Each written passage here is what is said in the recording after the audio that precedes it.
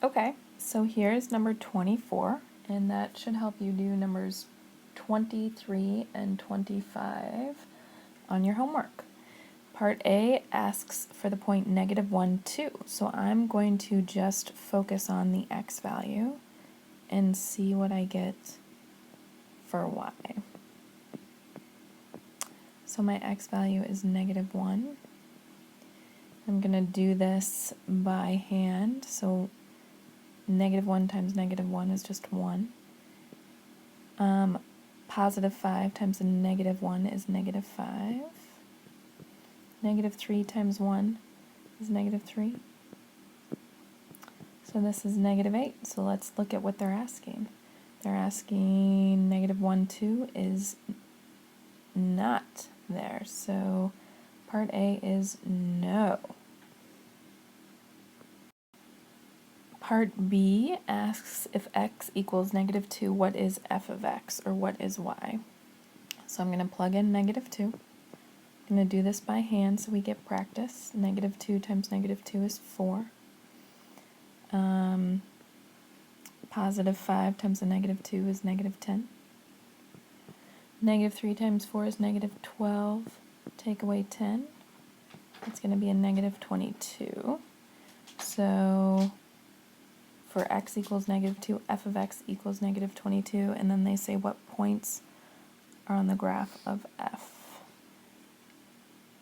Oh, excuse me, that was for B. What point is on the graph of f? So that's for part B. So that point is, there's just one point, and it's -2, comma, -22.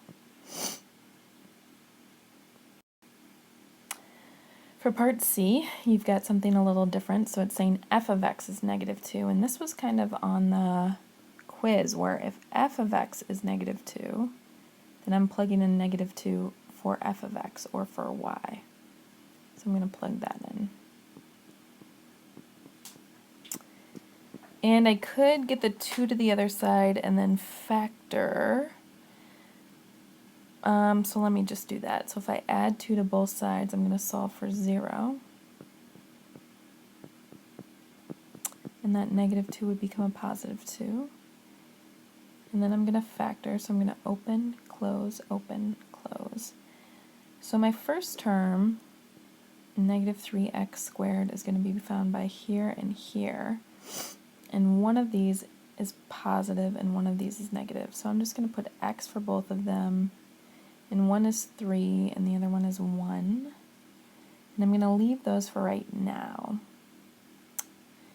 And then my 2 can only be with 2 and 1, but then I have to be very careful with my middle term. So I'm going to put a 2 here and a 1 here, because I know that I need to do, for my inside, I need to do 2x, and my outside, I need a 3x.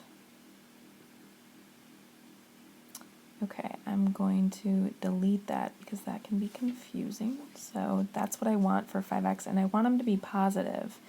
So then this is the one that needs to be, what do I have to do here? So maybe they're both negative? Is that true? So to get 5, oh, I did this wrong. Let's undo.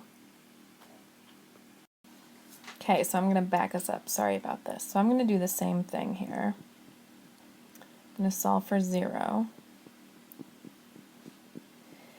And then I'm actually going to multiply everything by -1, so that just makes my life easier. So that becomes a positive, that becomes a negative, and that becomes a negative. So now if I'm factoring, I can see that this is 3x and x. And I was actually wrong with where my factors are because of this 5. So my 2 is going to line up with my 3, and my 1 isn't.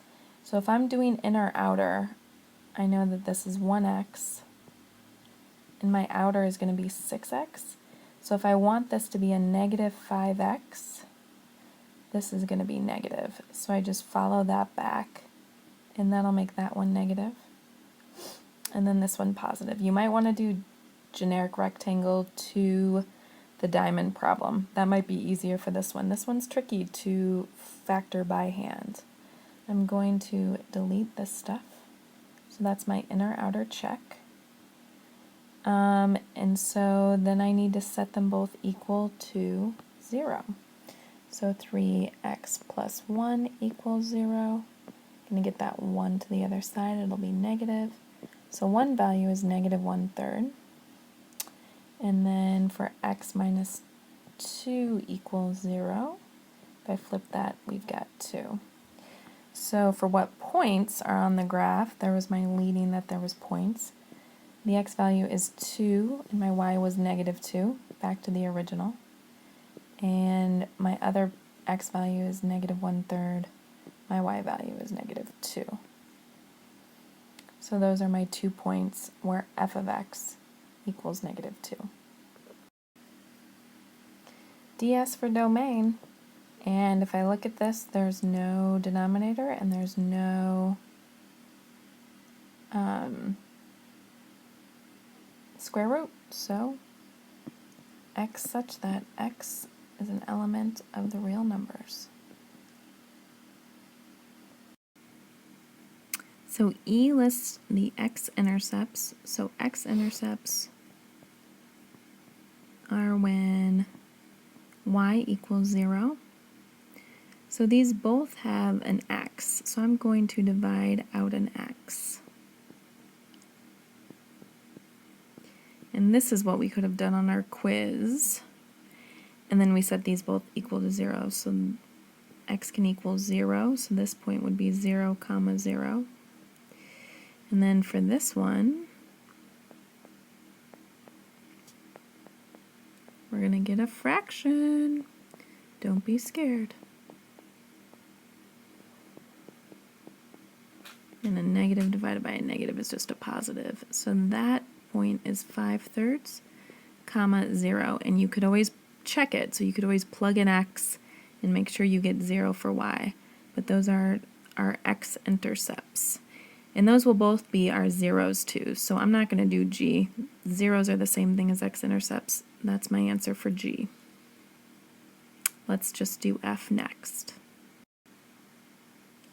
So y-intercept is just when x equals 0. And we actually already found this when we found the x-intercepts because it's 0, 0. So if I plug in this, 0 squared is 0. Anything times 0 is 0. And anything times 0 is 0. So my y-intercept is also an x-intercept because it's 0, 0. So try 23 and 25.